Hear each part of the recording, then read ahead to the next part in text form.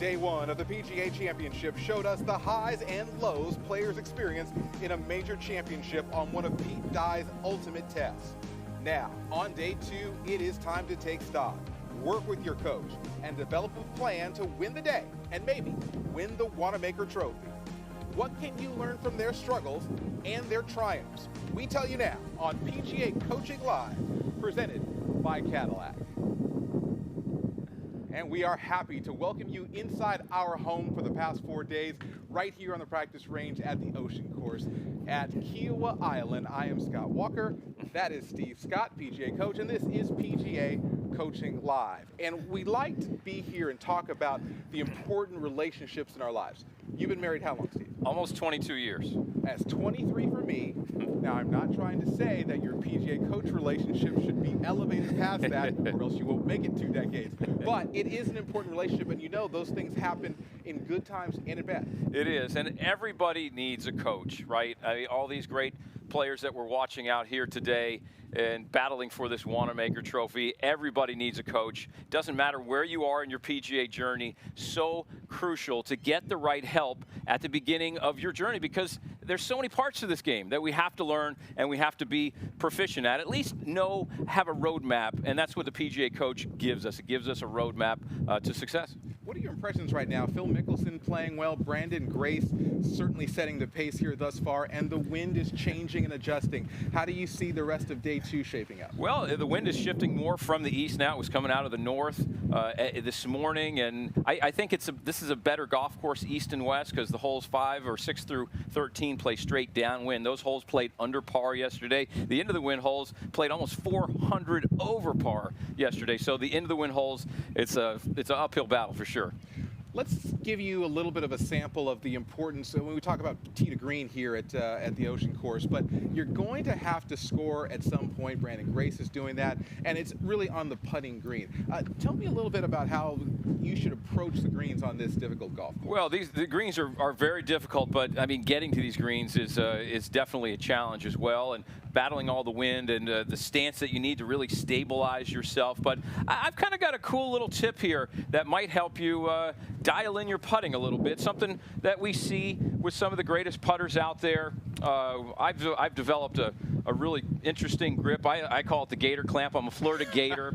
And so what it does, it's basically the shaft runs up the forearm. It kind of combines some of the greatest putters of all time, really. I mean, Steve Stricker gets the club upright, getting it up in the palm and the lifeline of the hand. I think that's crucially important. I mean, Matt Kuchar's another guy, and he does it, and he runs it up the forearm and puts it conventionally like that, but running up the forearm. Webb Simpson, very similarly, and uses the claw grip. So, but my grip is kind of a hybrid of that. I put it in here like this, and then like the famous Bernhard Langer putt, 1991, that unfortunately went awry for the Europeans. He gripped it like this. I invert my hand, kind of like a gator chomping the arm, and there you go. I just chomp right on my arm there, and then all I have to do, it basically immobilizes my hands, and then I can just rock my shoulders and get it done. Not a lot of people use it. If your hands behave, maybe you shouldn't try it, but if you're looking for a new way to putt, it might work for you. And that's for you for confidence as well. You know it's going to work every time. It does. I've been fortunate enough to play in some PGA Tour events in my Carolinas PGA section in the last few years, and it holds up under pressure for sure. But really, it's just a simple, I get it in here, and I have a little forward press, and I get this thing right into my forearm, get that butt end of the club in there. And I do a lot of practicing, actually, left hand. We saw Dave Stockton, who was on our set in the last few days, similar thing. But all I do now, because my right hand doesn't behave, so like people would do the claw, I just kind of claw it, but I clamp it. And then I smoke it past the hole and I 3-putt. No. But the contact was pure, and you know that you just have to find a routine that works, right? There's not a lot of face manipulation. I think when we talk about full swing, we've done a lot of full swing tips. When we grip the club in our full swing, we grip it in the fingers so we can hinge the wrist. In putting, we don't need that distance or that speed. We're looking for precision with the face, and when we get the putter, no matter how you grip the putter, get it in the palm and get in that lifeline. It'll minimize rotation. You'll make a lot more putts. We're going to talk putting throughout the early part of the show. Brad Faxon will be here as well. Right now, we're going to send it down to the range, and we're going to get more from our PGA coach, Joanna Coe. She's with Hallie Ledbetter, and let's hear a little bit more about Joanna. Most mornings, Joanna Coe is up before dawn. That drive and determination has paid off in a big way as Joanna was named the inaugural Women's PGA Professional Player of the Year in 2019. She's been a dominant player in the Middle Atlantic PGA section, teed it up in several PGA Professional Championships, competed for the United States in the Women's PGA Cup, and next month, she'll once again take on the best players in the world at the KPMG Women's PGA Championship. Good effort, get in there. Oh, there we go. Looks like a 3 all the way. Joanna's accomplishments extend far beyond the course as a PGA coach. Well, let's start warming up. She is the PGA Director of Instruction at historic Baltimore Country Club. She runs an outstanding junior program at Baltimore Country Club. She's a great teacher, one of the best in the section. So let's just work on kind of getting that body a little bit more level. She's been a great team player. The members love her. They really enjoy, being around her. I mean, anyone that's around her, you can feel the excitement. Every day that she comes to work, I've never seen her have a bad day. She truly loves the game of golf, and it's contagious. She makes you want to be here because golf is such a part of who she is. If we didn't have her, BCC would be a different place. One of the best qualities she has, amongst other great qualities, is the fact that she makes the student feel comfortable, and it's more than just golf. At her core, there's a pilot light inside her that burns very brightly. She lives and breathes golf, and she lives and breathes energy, and I wish that I had a lot more people like her. Beautiful. All right, well, I'm on the range here with Joanna Coe ahead of the second wave about to take on the ocean course. Joanna, it is windy to say the least. It's gusting. It is gusting. What are some keys that the players are going to need to take into this second afternoon round to be successful? So it is cut day, so these players obviously want to score a good, have a good round, but essentially everyone's going to be making mistakes out there today, whether it's their fault or not. It's a little bit of luck of the draw when you're dealing with gusts like this, whether the wind hits it and you're short, or the gust is just sailing that ball over the green, or left to right, right to left wind. So it's really hard to predict, even if you hit a good shot. So you essentially have to manage those mistakes. You're going to make a couple bogeys. You just want to really avoid those big numbers in the scorecard. Yeah, well, Paul Casey will be hoping to do that. He's warming up behind us. And Joanna, we were talking a little bit earlier about this string. You know, you see a lot of players using alignment rods, but Paul has taken it to the next level here. This is about 3 times as long as your average alignment stick. Give us your thoughts on this. Triple the fun here with the length of the stick here. So it is directly in line with a flag on the driving range that I'd say is right into the wind. So he started with some wedges, moving into some mid-irons, and this is obviously all about start direction. So making sure that club face is aligned at impact, so therefore his toes, hips, and shoulders are aligned from the very start for his setup. So it's all about start direction here, because if you get it started offline, that wind's gonna curve it everywhere. Right. Joanna, you're Director of Instruction at Baltimore Country Club. I know you teach a ton of amateurs. Is alignment something that you are, constantly preaching to your players how important it is? Yes. Alignment affects the club path. So I see right-handed players chronically aiming too far to the right. It's an awkward game where you're facing that way to hit out in front of you. So it's really hard to get that proper alignment. So these players have been training for years on a pre-shot routine to get their alignment right at setup. So I would say start behind the golf ball, find your target, find that intermediate target out in front of the club face, and then align your body from there. So these players have been doing this since they were all junior golfers, but it's definitely something they're even looking at here, for a major championship. Right, because, you know, technique is one thing, backswing, angle of attack, all of that, but solid grip, good posture, good alignment, that's all things that you can take care of before you even hit the ball. Always goes back to those fundamentals. I mean, alignment and ball position. For these great players are using ball position to maybe fix something in their golf swings. When we move the ball position farther back in your stance, the path is a little bit more in to out, so that can help you hit a little bit of that push draw. If the ball is more forward in your stance, the club's moving back around to the left, so help you hit a cut. But also, if they're chronically missing the golf ball left or right, it's something that you can shift to help you align that club face at impact, depending on the shot. So what sort of adjustments should one make when you're about to play in conditions like these? Are there any assessments to your ball position or setup or grip or etc.? I think it depends on the shot you want to play. I mean, with this gust right here, I mean, if you're on the golf course, you're probably flighting the golf ball down, because if you throw this thing way in the air, it's just going to gobble it up. I mean, shoot, this could be a 4-club wind right here. So it depends on the shot you want to hit. You want to mix that into your warm-up routine, making sure that you have a good idea of how much this wind is going to affect it on these into-the-wind holes, especially on the back 9 down the stretch. Yeah. So is there anything that you would do differently in your warm-up when conditions are going to be this tough? In the warm-up, I mean, just making sure you're hitting a bunch of those shots. I feel like for my standard warm-up, I might hit a couple flighted ones and maybe a cut and a draw, but it probably should be, you know, a larger part of a percentage of your routine, I'd say here, especially off the tee, those fairway metals, and also thinking back to earlier in the week, the player should play an afternoon practice round to get used to the conditions during the tournament week. So I think it's not the best idea for those that are playing tournament golf, 4 rounds of golf, to always play your practice rounds at like 8 a.m. So you have to adjust for the wind conditions, and you have to adjust for your sleep patterns, right? Like, these players are going to be playing late right now, so if they woke up at 5 a.m., you know, they're going to be using all their energy all the way up until their tee time. So I think it's important to simulate that afternoon tee time earlier in the week in the practice round. Absolutely. So much preparation goes into the PGA Championship rounds. We're going to send it back into the studio for PGA Coaching Live, presented by Cadillac.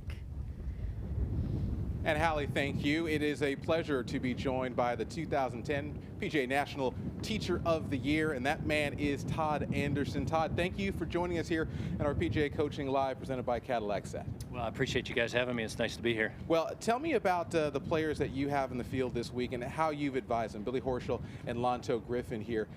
There are some specific things that you really have to work on to be able to handle this test. Well, obviously it's a difficult golf course, and you can see and hear the wind blowing out here. And so I think our goal this week was basically to hit the ball solidly. When you're playing in the wind, I mean, solid contact's number one. And then I just try to get them to understand this isn't a week that you go out and really work on a lot of swing mechanics, because you're very rarely going to have what I call a vanilla shot. I mean, you're always going to be trying to do something with the ball, whether you're trying to flight it down or hold it up against the wind, or, you know, get it up in the air to go downwind. So this is a week where you're really going to be hitting a lot of variations and need to have control of your golf ball, because this golf course, if you're not hitting the ball solidly and you're not starting it on your intended lines, it's going to be a long week. I mean, it's not going to be a bogey week. It's going to be double or higher. So, you know, we talked a lot about that, and just, you know, basic strategy. If you're in trouble, you know, get the ball back in play, try to make a bogey or better. Try not to make doubles and triples, because at major championships, when you do that, it's very difficult to have a chance to win. We're going to talk a little bit about putting right now. I had a tip. We're going to have Brad Faxon on after you. Lots of putting things. You work with some great putters. Lanto Griffin, Brant Snedeker, Billy Horschel just won at the Dell Technologies match play. You can't win a match play if you don't putt well. What are some of the keys and secrets that in putting in this wind, and how any adjustments made for these players this week? Well, I think you definitely have to play for the wind a little bit when it's blowing, you know, 18 miles an hour, 20 miles an hour. But again, I think the main thing is just get in a setup where you can stay stable and just try to hit the ball solidly on your line. It's very easy when you're over it. You're moving around a lot. You know, you're unsure what the wind's going to do. You have to be very committed. That's one of the things that we talked about is, you know, make your decisions, walk into the ball, really be decisive with what you're doing and committed with what you're doing, and then accept the result. You know, you get over it, and if you're indecisive, you're not going to make very good strokes. So, you know, being solid in your setup, making good, solid contact, making decisive strokes, and then accepting the result. You know, sometimes you're going to hit great putts and they're going to go in, but if you hit a great putt, you should just be satisfied, accept the result, and go on, because if you're indecisive, you're probably not going to hit a very good putt, and your chances of making it are very, very slim. That's a great point there. You've coached tour players to 51 tour wins, 2 FedEx Cups, but there's another player who's on the horizon, just turned professional after playing in the Walker Cup, last year's U.S. Amateur champion, Tyler Strafacci. What do you make of his chances? What sort of things are you working on with Tyler? Well, I started with Tyler when he was in the 9th grade, so it was a fun journey with him through high school, through college, and then ultimately won the U.S. Am. And one of the things I'd say for all the juniors out there is that he was very goal-oriented. You know, he would send his goals at the beginning of the year as to what he wanted to achieve. And at the beginning of last year, one of the things on his goal list was to win the U.S. Amateur. He wanted to win 2 major amateur events, and he wanted to make the Walker Cup team. And he accomplished all 3. That's a pretty long goal list and a good one. So, but I think just knowing what you're trying to do and then developing a plan that helps you get there. You know, you spoke earlier about having a game plan. I think with all my students, you know, we sit down and we analyze their games. We kind of see where their strengths and weaknesses are. And then we come up with a plan of how we can get their weak areas to improve. And I think a lot of the golfers out there go out and hit golf balls, but they really don't have a plan or really have an idea of what they're trying to do. So to get a professional to kind of assess where your game is, you know, figure out where you can save some strokes, and then give you a plan as to what mechanical things you need to do, how do you need to practice, and then obviously how do you need to apply the things you're learning when you play. And I think that's a skill that I think is somewhat being lost, in that we get all hung up on the mechanical side, but how do you take those mechanics and transfer them over into being able to execute the shots on the course? And then in major championships like these guys are facing today, how can you do it there with all the pressure on you? No question about that. You know, yeah, exactly. And, you know, Todd, it's interesting because one of the things that we've gotten in terms of the feedback of PGA Coaching Live here is that we've gotten the feedback that people are really interested in how the relationship can build with your PGA coach. You're really known for having those long-term relationships with players, really understanding them on a personal level as well. What are the keys that you've learned, and how can you better coach someone knowing them, you know, as well as you do?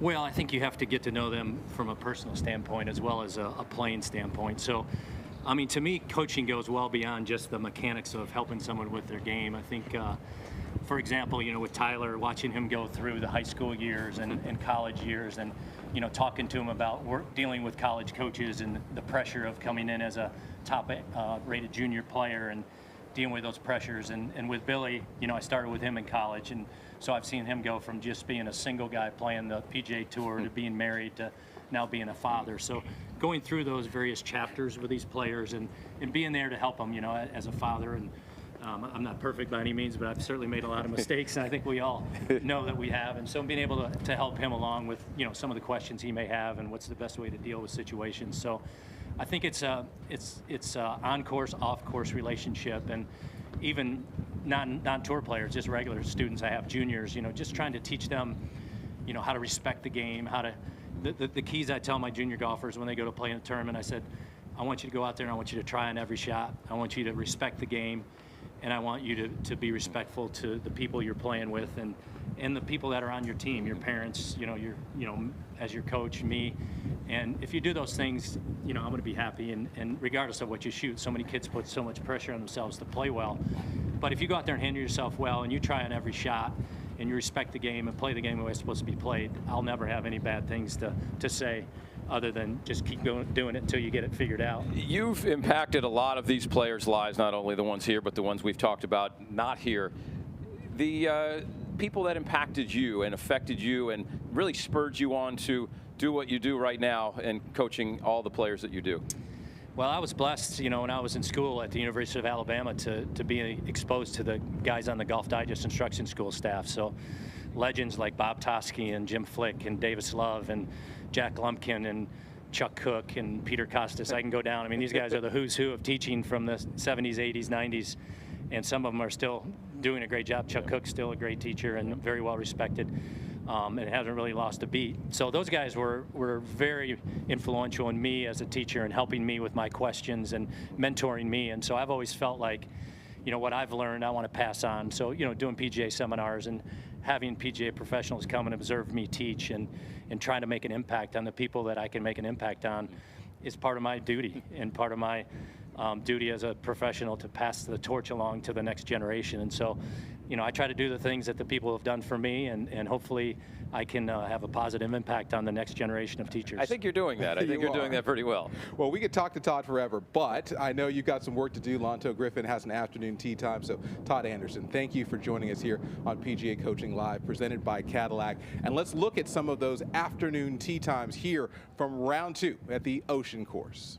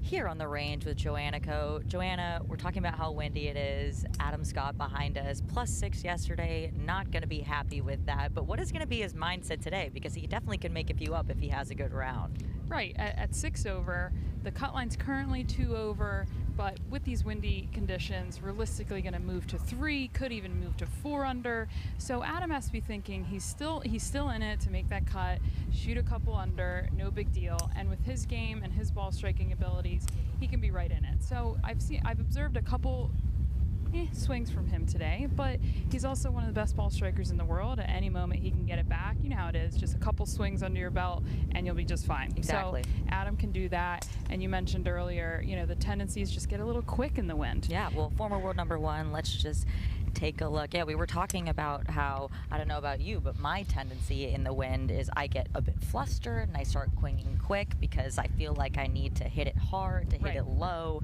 and that is not the case. If you watch Adam here, look how smooth he is. Joanna, what are your thoughts on his swing? Yes. Our golf coach, Julie Garner's, when it's breezy, swing easy. Yeah, exactly. And so, you know, when it's gusting like this, the idea is take a couple extra clubs, depending on that number you're trying to hit. Nice, smooth tempo, get the golf ball started on line. If you're trying to force the issue, get a little quick, golf ball's going to go everywhere. So I think right now as Coach Brad Malone should probably just focus on his timing and tempo, get back to where he was as former #1 in the world not that long ago. Exactly. He's got a long iron in his hand. Some shots are just leaking a little bit off to the right. Haven't seen anything overcooked to the left, but just battling maybe a little bit of an overcut. Looking at some numbers here. Oh no, sorry, they're looking at a swing. Looking at a face-on video. Would love if we could get a little closer and watch exactly what they're looking at. We can only predict from back here. We would never want to interrupt his warm-up session in a major championship, but you know, as a golf coach, we use his swing a lot for comparisons. It's just typically picture perfect, but at this point it's all about timing. I mean, this golf course is absolutely brutal. It's just a mindset, right? One rough hole and it just throws you off. Yeah. So it's time to get back on track. The ocean course will do that to you. Yes. Have you played the ocean course? I have not. Have you? I have not. We got to get out there. I know, right? Let's do this after the event. So we see Brad working with Adam here. Joanna, how often are you using video with the players that you teach? I'd say pretty often. It's nice to see that comparison, the before and after, also comparing to some LPGA Tour pros use a lot of those players. Their positions and numbers a bit more attainable for the average golfer I see at home. So it's important to get that feedback right away to see, oh wow, that really does work, and those positions are much better. So we see Adam here. He looks like he's doing a little tinkering before his round. If the viewers that are home are about to go play, and they're feeling a little anxious, it's just they're not hitting it well, spraying it left, spraying it right, what would you recommend that they do? What can they sort of fall back on? I think that as a player, you need a crutch shot. You need a shot that you can rely on and go back to. So for me, it would kind of be a 3/4 punch shot, get the ball started on line. Because if I get the ball started on line, even if it's a little thin or just not the perfect contact, at least you're not going to get in trouble here, especially on a gusty day. So, not sure what Adam Scott's crutch shot would be, but I'm sure his coach Brad Malone is aware of that. And I mean, for me, just watching him hit balls, nothing is going to the left. So perhaps he sometimes battles that left miss. So also important to take that side of the golf course out of play, that one-way miss, or you don't want a two-way miss. Sorry. Right. And it's probably also important, you play with what you show up with. Yeah, exactly. If he's hitting a little cut, he's gonna go out there and play a cut. Yeah, and you have to think about that in the wind. Okay, if you're playing a little cut and the wind's left to right, you better adjust your target accordingly. You're playing a big cut. You're playing a big cut. So yeah, it'll be interesting to see how he can get it together this second round, cut day. Throw a couple birdies into the mix, and you never know. I mean, there's a lot of golf left. He has to just take one shot at a time, stay patient. We know that's difficult in these windy conditions, but if he gets a couple good swings under his belt, give him some chances on the greens, you just never know. It's been done before. Yeah, well, we'll find out here in a few how Adam fares during the second round of the PGA Championship, and we'll send it back to the studio for PGA Coaching Live presented by Cadillac.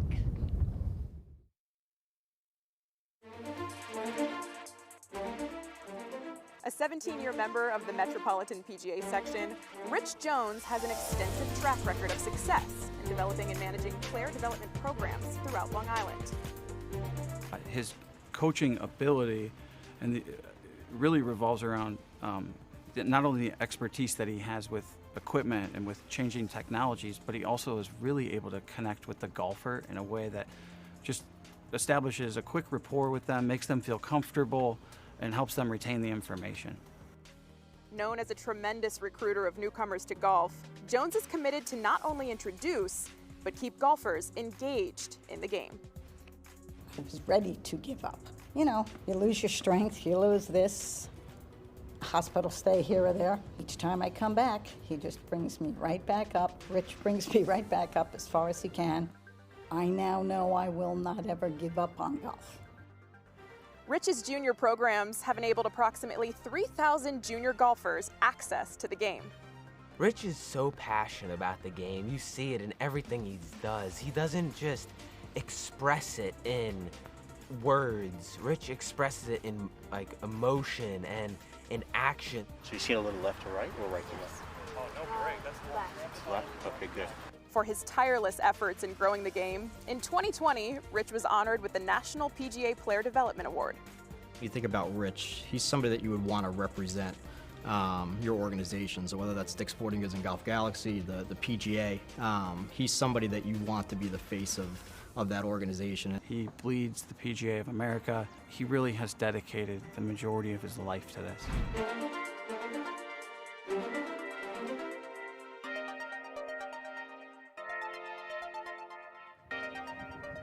Welcome back to our PGA Coaching Live set presented by Cadillac. We are here at the beautiful Ocean Course at Kiawah Island, the 103rd PGA Championship. And we've got a champion right here, the 2020 Player Development Award winner on the national level, Mr. Rich Jones. Welcome back. What's up, Steve? How are you, man? This is great. Look, we're kind of getting towards the end of our time here. We've got so many great nuggets and so many things we've learned. What do you got right here? Man, it is blowing. It's pretty windy out here. So, hey, listen, it's, at our golf course and most of the golf course that are out there, the viewers don't have, a range where the grass. So if you're practicing at home on, say, a turf, a mat like this, one of the questions I always get, Steve, well, how do I take a divot? How do I practice hitting a divot on a mat, right? So the tip that I'm going to share with you today and share with our viewers is to really just, you can go out to the store, your hardware store, local hardware store, and pick up, just tape, all right? These are painter's tape, I think $4, $3, whatever it is. And it needs to be really sticky on a day like this, though, right? Yeah, Okay. exactly. Hard to get it stick, but you want to be able to get that to stick. So the idea is for you to get that tape and really put it down and have the golf ball placed just slightly behind it. And the goal here is to make contact with the golf ball, right? Mm-hmm. Hit the golf ball, and then strike the tape afterwards. Yep. The tape is going to be your divot, right? So as you set up and take your normal swing, make contact with that golf ball, and then the tape is going to be hit. So let's go ahead and try that. I'm going to try to pull this off into the wind one-handed. That was strong tape, really strong tape. Strong tape. So let's go ahead, try it one more time. So we go ahead and set up and put that golf ball just behind the tape. We go ahead and swing, back, and all the way through. And if you execute that pretty good, the tape should stick right at the club. That's your divot. Go ahead and try that on your mat at home or at your driving range. 1991 PGA champion John Daly celebrating the 30th anniversary of that amazing win at Crooked Stick. I was watching him on the practice tee, Rich, earlier, and he does the same thing. Practices one-handed, left-handed, right-handed. Right-handed dominant on the right side. Is that correct? That's correct. But you can also do this, both the right hand and the left hand, just to kind of work both to get comfortable. Well, it's all about practicing what you're not maybe as proficient at or what you don't have the right feel with. Practice your weaknesses and keep developing your strengths. Absolutely. Great coaching ideas right there. Great coaching ideas. Well, let's send it out to Rick Sessinghaus and his great PGA Championship student, Colin Morikawa.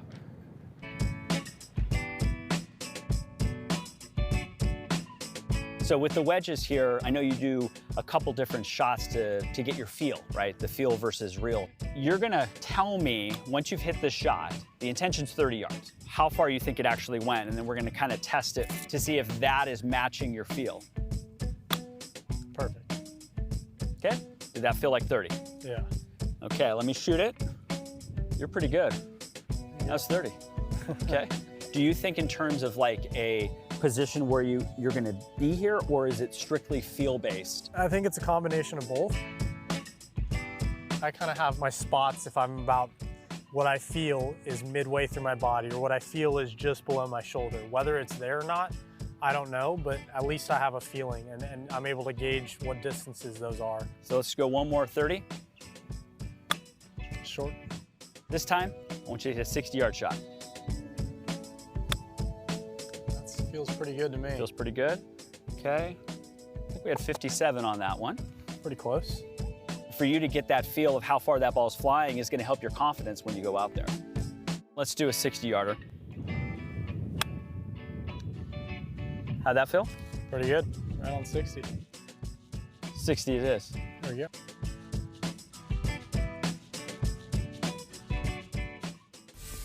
Since I was a junior golfer, PGA professional Rick Sessinghaus taught me to be creative with my shots and how to execute them. His coaching guided me on my journey to become a major champion. At the PGA Championship, I look forward to competing against 20 PGA club professionals from across the country who promote the game, just like Rick. They might be underdogs, but this week, they're all players, just like me. Don't miss the team of 20 at the PGA Championship. My name is Wade Wilson from El Niguel Country Club in Laguna Niguel, California. When Hideki makes his motion, that when he loads on his right side, his weight isn't forward towards his toes or he's not back. He's actually sitting right back in his right ankle. At that point, his weight moves in a linear fashion to his left ankle and posts down his left leg, where he stands straight at his finish.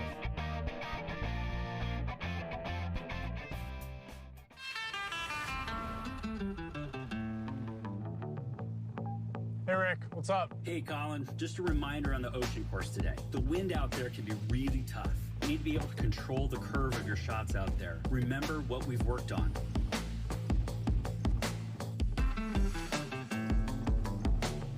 All right, we're here at the 17th hole, ocean course, long par 3. You know, we're right up against the ocean, so you're gonna get a lot of wind. We talked about it with Rick, my coach. You know, getting ahead of the curve, sometimes you're gonna have to hit a draw, but I love fading the ball. So, you know, with me, I'm gonna aim my club face at the target where I wanna finish the ball, but I'm gonna have my body, my feet, everything else lined to the left.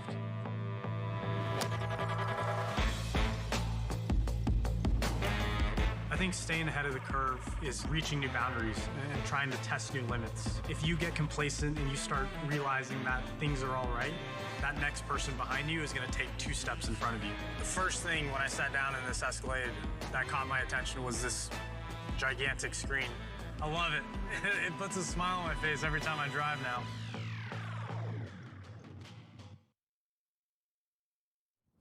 And welcome back to our PGA Coaching Live set presented by Cadillac. We have enjoyed the southern charm of Charleston and the Kiawah Island area, so it's been pretty good to have some folks around from Southern Charm, the reality show. Austen Kroll joins us right now. And tell me about this, because this is my first time in Charleston, and everyone has been very friendly. This has been a place that really feels like home. It's been home for you for a while. That's right.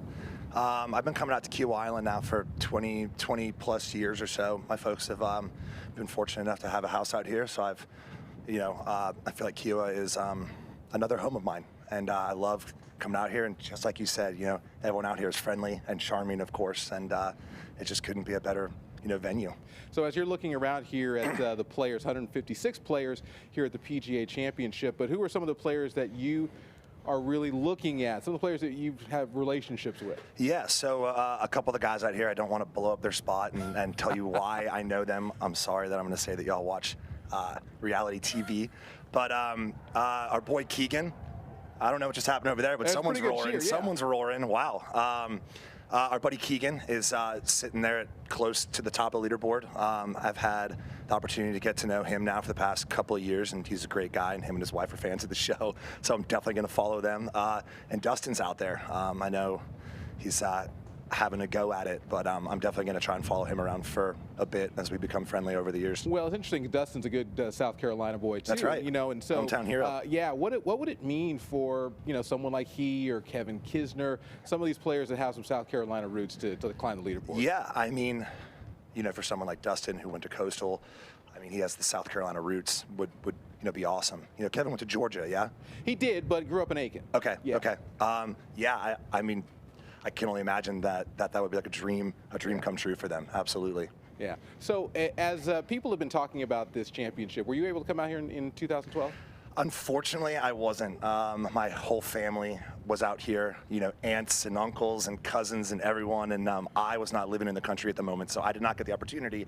But I heard that, compared to this year, right, considering that we're playing in May, and the weather's beautiful, the wind is blowing, you're not just, sweating out here. So to be played in May is fantastic. So needless to say that this weekend has been on the calendar for years and years. So you said that Keegan's been on your podcast. Tell me about the kind of conversations you guys have on your podcast. Yeah, so I have a podcast with my buddy Craig, who's also on the show. And honestly, we just try to have like a convo with him, rather than like an interview. Of course, we ask some questions, but we really try to let it flow. And he's a great golf mind, and I'm glad that he's on the up and up now. I'd love to see him at the top of the leaderboard this weekend. All right, who takes home the trophy this weekend? Oh, geez. I know that Corey Connors was playing well. I'm not jinxing my buddy, so I just can't. I can't jinx him. I don't know. I don't know. I mean, that leaderboard is moving around.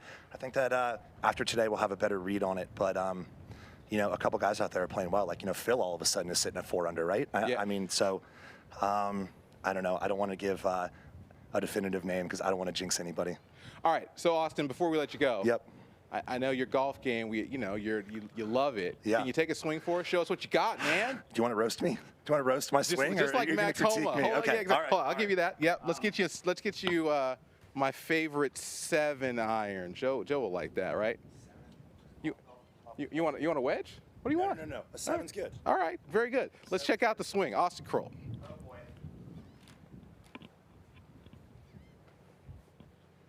First swing of the day. I know. You can get 2 if you need one. All right, let's just go for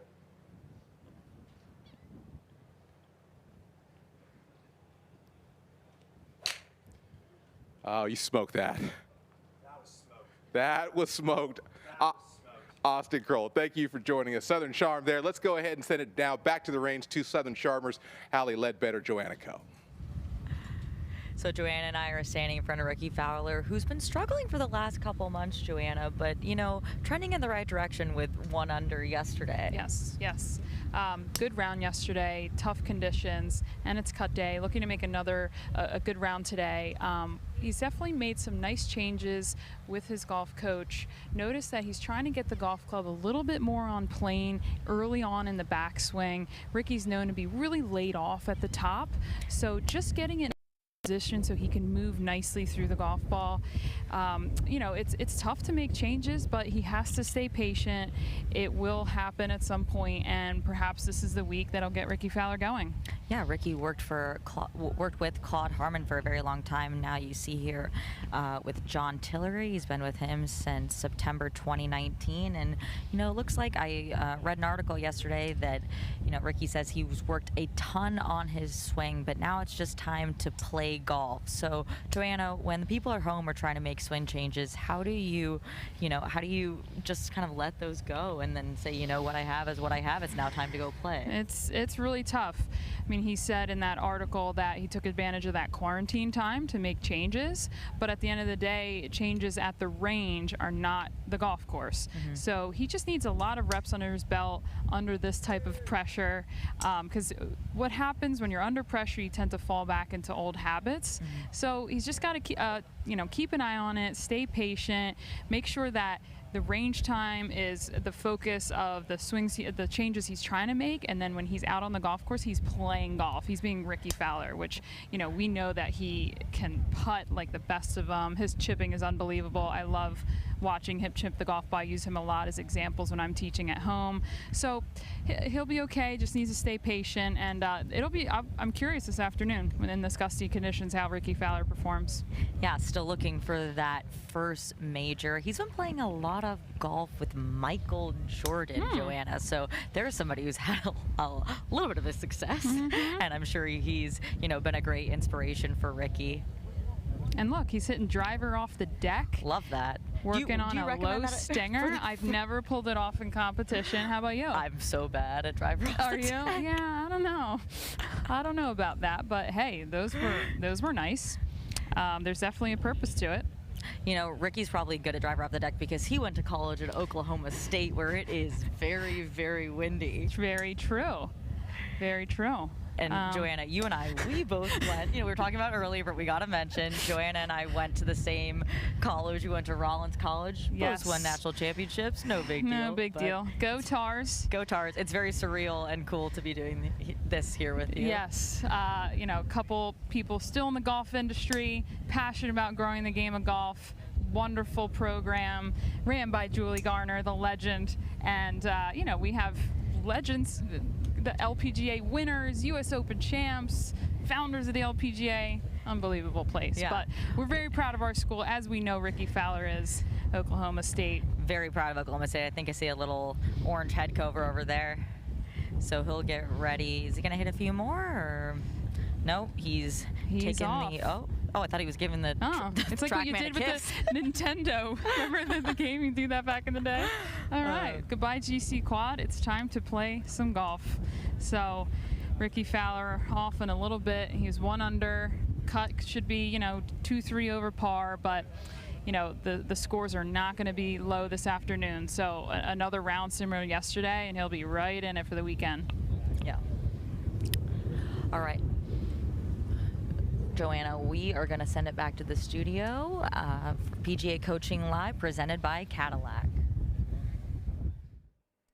I'm Michael Breed, 2012 PGA Teacher and Coach of the Year, and I want to talk to you about planing your golf swing, why it's so important. Well, I'm on the 17th tee here at the Ocean Course at Kiawah, and this is an intimidating shot. There's no question about it. And what happens when you don't have your club on plane, your body doesn't move as functionally. What I want you to understand is that when this club moves in the right positions, it can move lighter and you'll make a more consistent dynamic motion. Now, here's how you're going to do this. You're going to teach yourself to plane it by going to a split grip. So we make a practice swing where when we set up and we make a backswing, my trail hand, my right hand, is to the right of my lead hand or my left hand. When I do that, now all of a sudden, the handle of the golf club is on an angle, and the head of the golf club now is back away from the strike line. That's going to allow me to be in a planed position. Many times what you see out of players is the club crosses the line. That's when the hands get stacked or the right hand gets to the left of the left hand. We want to make sure it's the other way, and this little drill helps you. So you make some swings like this. You can feel that just like that, and now you stand up to maybe one of the most intimidating shots of all the shots that you have at the Ocean Course. Now you're really relying on your plane here.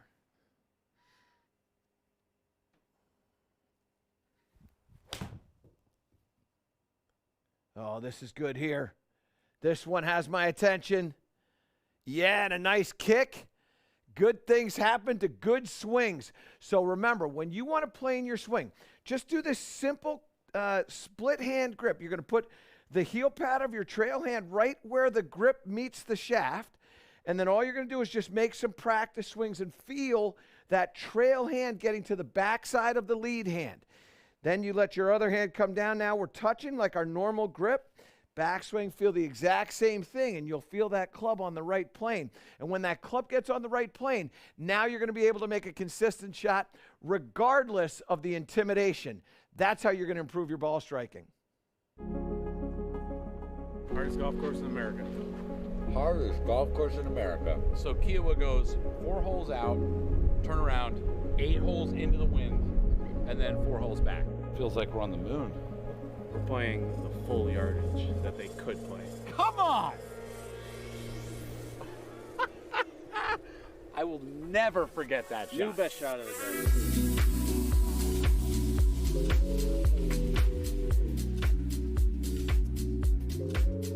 When people say the bunker is the beach, that has a different meaning here because we are literally on the beach.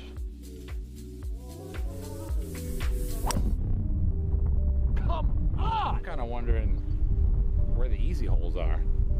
People must lose their minds when they come out here and play golf. They're usually done by this hole or the next hole. What, like done? Like mentally done. Like night. They don't build a lot of courses like this these days.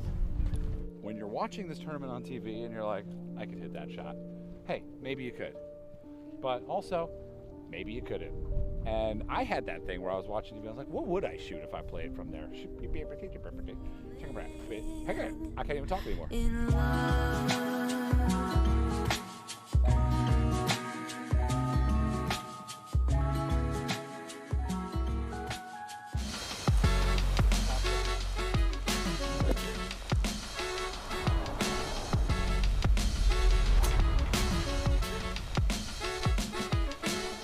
Hi, I'm Stephen Youngner, PGA head golf professional here at the Ocean Course at Kiawah Island. We're here on the 14th hole of very dramatic par 3, and we're going to talk a little bit about putting today. A couple of the unique aspects of the greens at the Ocean Course is the type of putting surfaces that we have. We have a unique grass on these greens called paspalum grass. Folks that visit us that are used to putting on Bermuda grass sometimes take a little bit of time to adjust to this grass because there is no grain. The ball rolls very true, and the gravity of the green is really the determining factor on the break of the putt. This green is probably the most exposed to the wind, so what that means, this green would be slightly faster than some of the other greens, so we want to take a little bit of pace off and play a little bit more break. So I've got about a 20-footer here, and I think this putt's probably going to break about 3 inches to the right.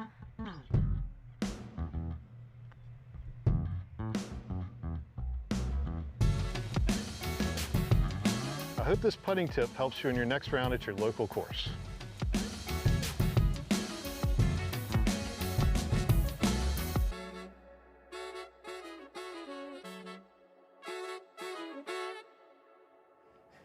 I'm back right here on our set.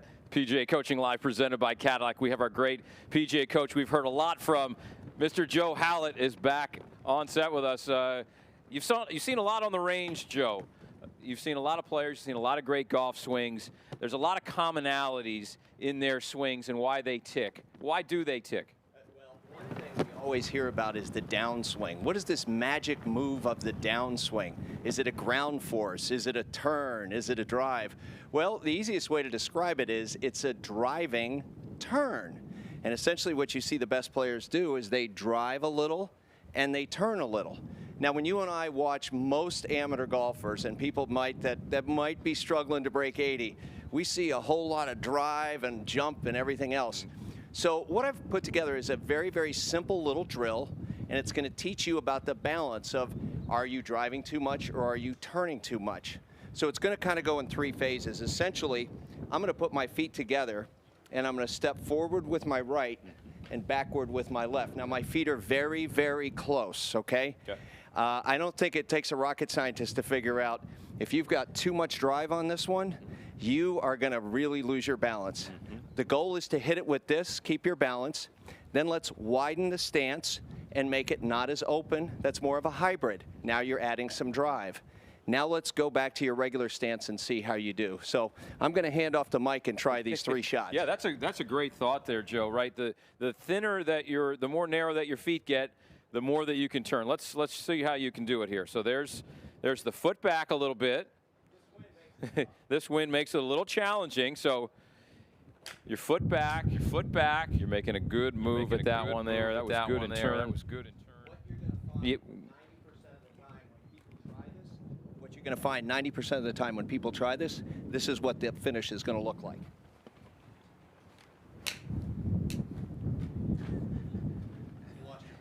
Well, I'm not looking at the result. I'm looking at the process there. You did lose your balance a little bit. You're right, but you're going to go a little wider now, right? And go a little wider.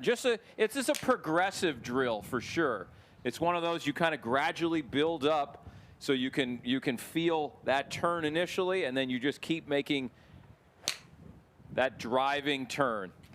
Really good stuff there, Joe.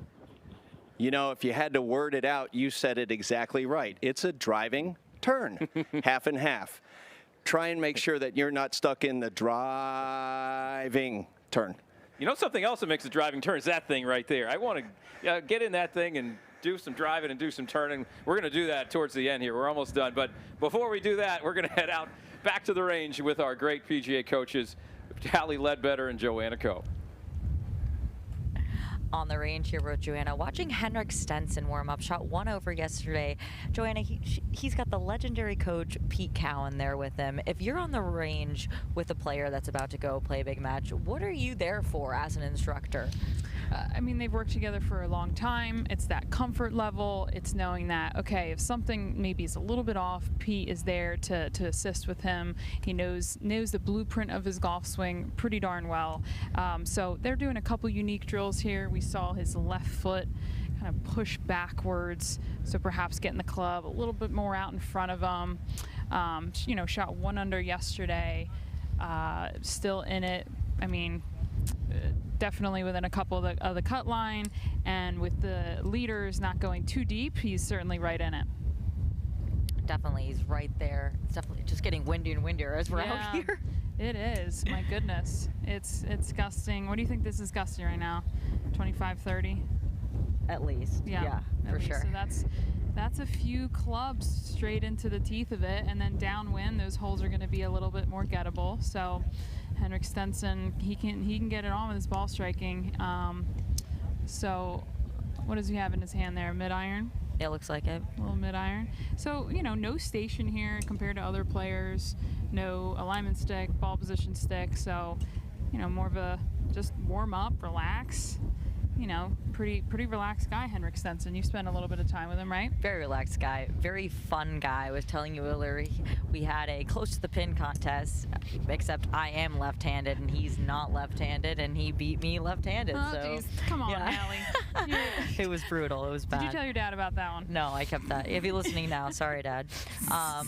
But you also notice Henrik wears sunglasses, and there aren't a zillion guys that like to wear sunglasses when they play. I personally do like to wear sunglasses. What are your thoughts? I do as well. Playing college golf in Florida, I just felt like I needed to protect my blue eyes. So I think that if you find the right pair that make sure that your line's okay when you look down at a dress, not interrupting your sight lines, you know, I think that's just a player's preference. You see Kisner right next to him. It's on the back of his hat there. So definitely personal preference as far as the sunglasses, hat wear. Okay. Yeah, he's got the sunglasses on, the Iceman, as they call him. Ice, for sure. Henrik's a legend, and he works with a legend. I mean, Pete Cowan works with Rory, works with Brooks. I know he worked with Brooks on a short game for a while, and I believe that they're working on some full swing stuff now. So, yeah, he's got an incredible roster as well. Did you watch him hit balls when you're doing your left-handed contest right-handed or just left-handed? Just left-handed. Just left-handed. Yeah. How was his left-handed swing? It was pretty good. Was it? It was good. It was better than mine at that moment. Well, if it looks anything like his right-handed swing, it's pretty darn good. He, you know, he has that unique little shift off the golf ball, his trigger. Do you have a trigger, a little something to get you moving? I do. Oh, I have a little waggle. I like to pick the club slightly off the ground and give it a little waggle with my hands. What about you? Okay. I move my feet around. I pump probably left, right with my feet. Give it a little twist with my hips just to get it going, but I'd say it's more with my feet.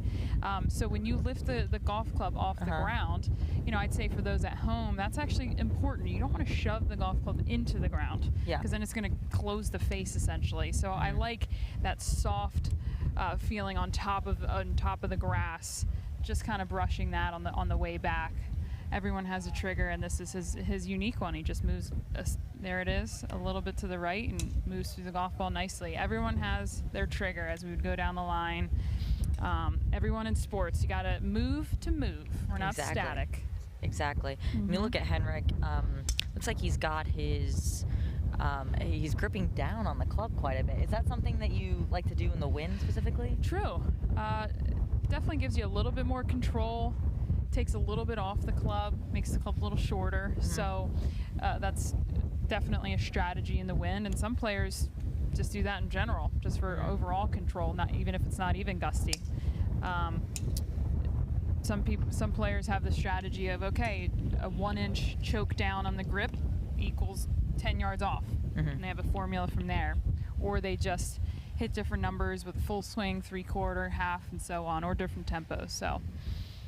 Right. If you're in between clubs, I know my tendency as well is if I want to just rip the lower club, I think it's an ego thing. But ultimately, you should just take slightly more and choke down. Yes, but me as well. Go big or go home. You know. Exactly. This is why we're here. Yeah, this is why we're here, and we're not warming up. Although I'll be playing in a major in a few weeks, so I should probably practice a bit, huh? That's true. I teach too much golf. You are a PGA professional, an incredible golfer, and we are so lucky to have you here on PGA Coaching Live, presented by Cadillac. All right, ladies, thank you. And we're back here in our set, PGA Coaching Live, presented by Cadillac, and we'll give you a look here behind us, Steve Scott, at the leaderboard. And boy, that second name, Phil Mickelson, that would be a massive story. It absolutely jumps right out. I mean, the 2004 champion from Baltusrol. It certainly would be the oldest champion by a couple of years, I believe. Julius Boros was the previous oldest champion, and Phil Mickelson, no one's won a major over 50. Phil Mickelson would have a chance to do that. It's a really great leaderboard here. Obviously, lots of PGA champions right on in this top 9 with Mickelson and Koepka at 3 under, Keegan Bradley at 3 under, yet to play today, and Colin Morikawa also yet to play today. Would love to go back-to-back, just like Brooks Koepka up there at 3 under par. Do you like the position of these afternoon starters who have an opportunity to get to that 6 under mark, should it stay there? I would probably like it right now if I was hanging out in the clubhouse. The wind is stronger today. It's definitely 5 miles an hour stronger for sure. That's why we're holding these bad boys. And, you know, I'd rather be Phil Mickelson right now. He finished on that front 9, which was 6 through 9 straight downwind. The downwind holes absolutely playing easier. And it'd be nice to just hang out in the house and relax. You know, it was interesting because the affable Mickelson actually, after his round yesterday, went right to the range, didn't do interviews, wanted to focus, and it looks like he got a payoff from that. He sure did. I mean, look, I think winning any event, let alone a major championship, you have to have the right mix of you have to have a little luck, you have to have the right draw. We see that a lot in the Open Championship across the pond, but I mean, this is very similar. You have to finish on the correct holes when the wind is a certain way. You have to play in the early, take advantage of when you can take advantage. So we know you PGA coaches are busy at your facilities all the time. Joanna Coe has been quite busy. She's going to take us out to the world's biggest bunker for a tip. We are literally on the beach at Kiawah Island next to the ocean course. So I thought, hey, it's time to give you all a great bunker tip. So say you've been to the beach, you've had a few beverages, you can utilize a cup to help you with your bunker play. So just need a golf ball and a cup. Golf ball is going to go onto the sand, and you are going to cover the golf ball with that cup, press it into the sand just a little bit. So for great bunker play, setup is really important. We need to make sure that we maintain the loft and utilize the bounce, which is the bottom of the club. So to expose the bounce, I want you to get wide with your stance, anchor your weight into this left leg, make sure the shaft is lower than normal, and open the club face, okay? So the idea with the cup is I want you to throw that club head under the cup, therefore you're utilizing the bounce and propelling the golf ball out of the bunker with all of that sand with lots of power. So let's see.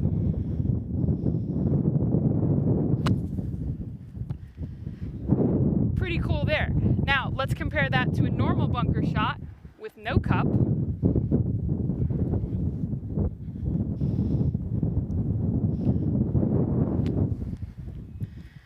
All right, so pretty cool tip here on the beach at Kiawah Island.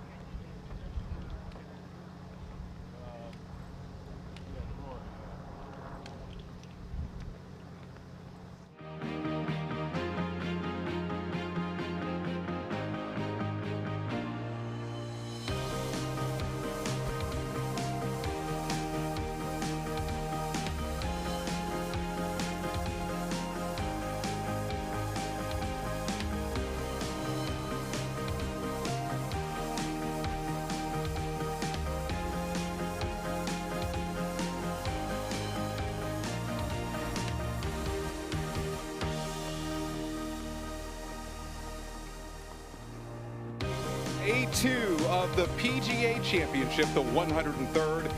The wind is up, the pressure is up, and the players are going to have to answer some questions. Will you be able to take stock, work with your coach, develop a plan to win today, and maybe win the Wanamaker Trophy? What can you learn from the answers of these great players? We'll tell you now on PGA Coaching Live, presented by Cadillac. And you can see the wind affecting those flags, blowing into our set here of PGA Coaching Live, presented by Cadillac. I am Scott Walker. That is PGA coach Steve Scott. And this is, it's so funny. It is so beautiful. We just saw Joanna on the beach. It's a wonderful beach day. It's a tough day to climb the leaderboard. It sure is. You need a rappelling rope, certainly, to climb this leaderboard. But yes, it's just a really, really difficult golf course. We can't stress that enough. I mean, from all the way back, 7,800 yards plus, playing a little less than that, mid 7,600s today. This is the hardest golf course in the country. And they measure it, the USGA measures it by slope and rating. The rating is 79.1, the slope is 155, excuse me. It doesn't get much harder than that. A scratch player should shoot 79. This is a very, very difficult golf course, and you combine it with this wind, and it is absolutely diabolical. So I haven't had wind this this strong in maybe my days in Miami and South Beach. You're a legend of South Florida. But the only way you got that way is being taught by legends of South Florida. Tell me about your influences and how you got to this position in your life. Well, certainly. I mean, PGA coaches are so crucial in our development and our motivation and our inspiration and our rise to wherever we want to go to, and wherever you are in your journey. Find your PGA coach. I think that's, as we come towards the end of our time here, I think that's the biggest thing that we can stress. You have to find that one person, and maybe it's several, maybe it's a few coaches. Find those people who help motivate you and help inspire you. For me, it was PGA Hall of Famer Bob Toski. Bob Toski, 95 years young, he is just an unbelievable golf instructor, golf coach, motivator. He motivated me so much back in 2003, really indirectly got me into the PGA profession. I was playing tournament golf and doing it rather unsuccessfully, but Bob really instilled a huge passion and an infectious passion for the game that I pass along to my students today. What was it about the relationship, particularly as you were younger, that really showed he cared about you? Well, he was a man who never charged a professional for a golf lesson. There was always people around, always learning. I mean, there would be a gaggle of us just hanging around, listening and absorbing all the legend. He was the leading money winner back in 1954 on the PGA Tour. Just a tremendous man, and we'll go down in the annals of golf history as one of the greatest golf teachers of all time. Every tip that you've ever given, certainly that's a man who has helped you get to that point where you can help other people as well. Well, here's the tip. Here's the one final parting shot for me. Yeah. With the push and pull of the golf swing. Now, when we talked a lot about lead, hand, and arm control this whole week. I started off this week on Tuesday talking about the grip and how the back of the left hand really influences the club face. Well, you ever wonder why you wear your glove on your left hand? It's because this is the pull. You have to pull through the golf shot. You push back and you pull through.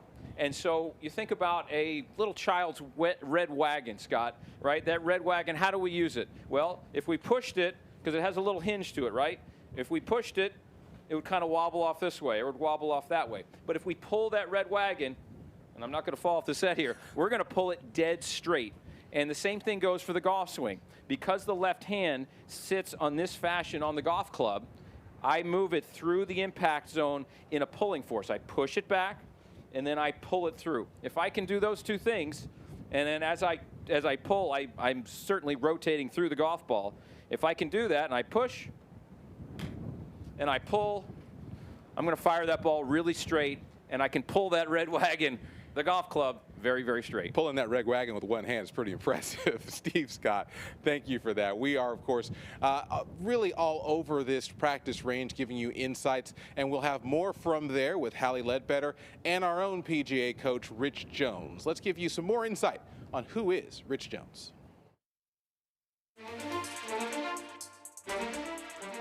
A 17-year member of the Metropolitan PGA section, Rich Jones has an extensive track record of success in developing and managing player development programs throughout Long Island.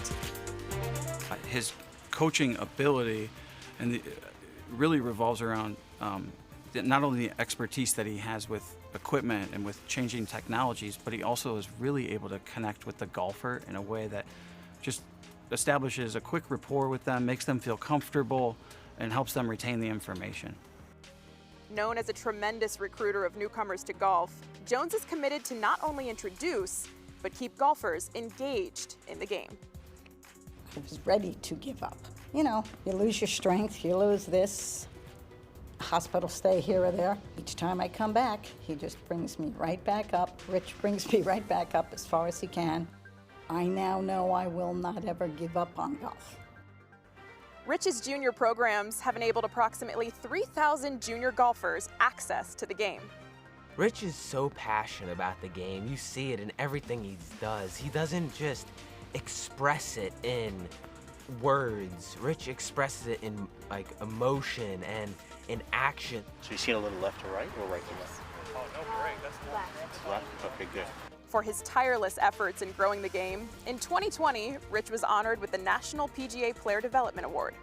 You think about Rich, he's somebody that you would want to represent your organization. So whether that's Dick's Sporting Goods and Golf Galaxy, the PGA, he's somebody that you want to be the face of that organization. He bleeds the PGA of America. He really has dedicated the majority of his life to this.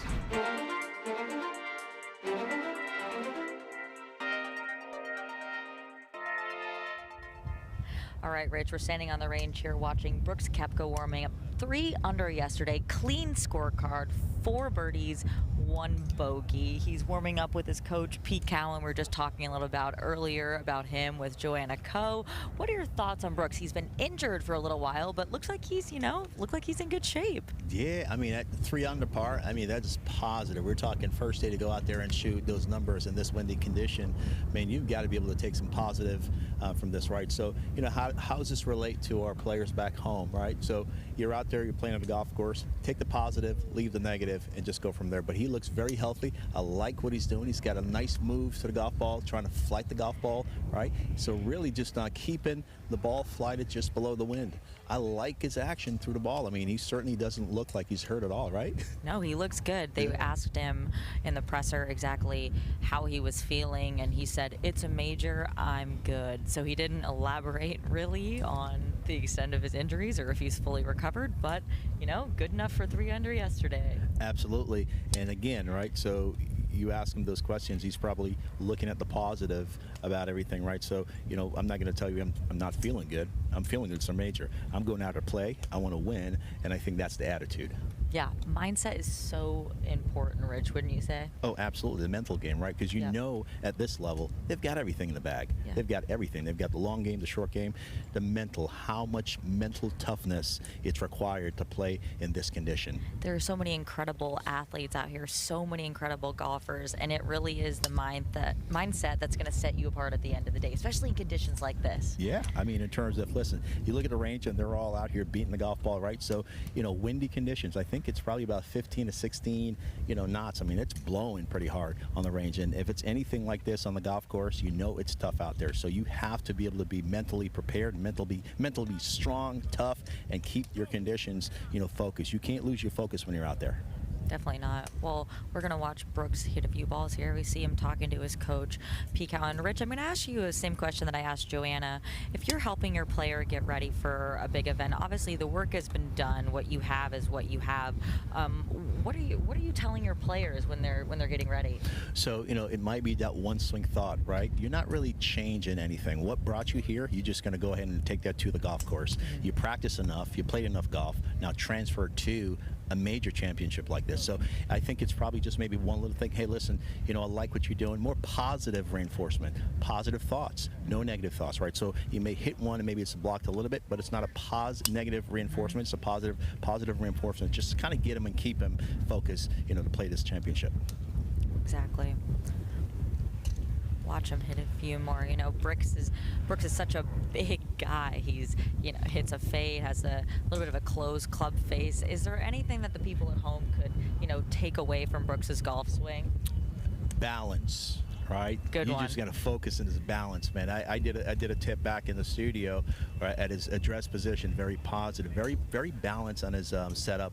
At the address position. On his backswing, completely balanced, and as he goes through to that complete swing, through a complete balanced finish, in a condition where it's blowing this hard, you got to have balance, right? Balance is so important, and as you look at him, he's got a wide base, and he's really just solid as he goes through the golf ball. Explosive. Would you ever consider widening your stance to increase your balance in the wind? Yeah, I mean, in terms of I would.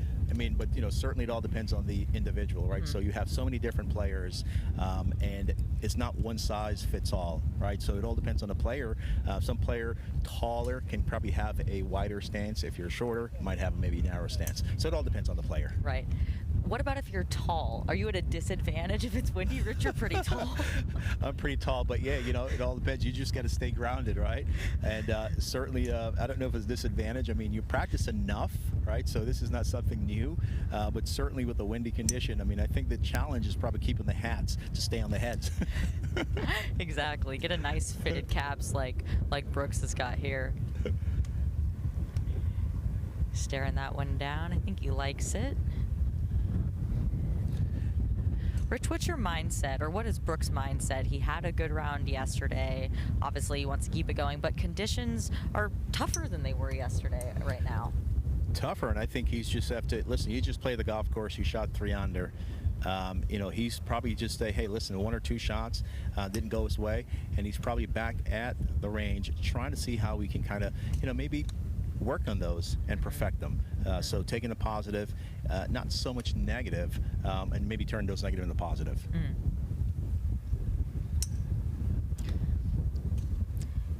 You notice he takes his time, definitely. He's not scraping and hitting. He's stepping behind, going through his routine. Absolutely. No, I'm just checking. I don't know if does he have a launch monitor there? Does he have a, I don't know if he's walking back just to check his line. He is launch monitor list, Rich. No launch monitor for Brooks right now. Yeah, so no launch monitor. So he's really just relying on feel. All right. So, you know, whatever club he's got, he's trying to hit and say, okay, fine, listen, if I can flight this and not relying so much on the TrackMan. Yesterday and the days before, we saw all these players out here really hitting, stepping back, checking the numbers, see what kind of spin rate, and matching that up with the shot once it leaves the club. Yeah, and some people, we were talking about this earlier, Joanna and I, some of the pros even take their launch monitors out when they play. Obviously, it's a practice round, but that is a lot of information. Yeah, and that's where you draw the line. When it's too much information, right? So to be able to take a launch monitor on the golf course to play, I mean, if it's not working on the range, you know, my thing is it going to work on the golf course? Yeah. Right? So when do you kind of draw the line? Yeah, exactly. They have so much information at their fingertips, but like we said, Brooks is no launch monitor right now. He's just getting ready for round 2 with his coach, Pete Cowan. Yeah, and that's certainly a lesson for our players, right, at home. Too much information can be too much, right? Just take one little piece of the information and work on that. Get one more driver here from Brooks.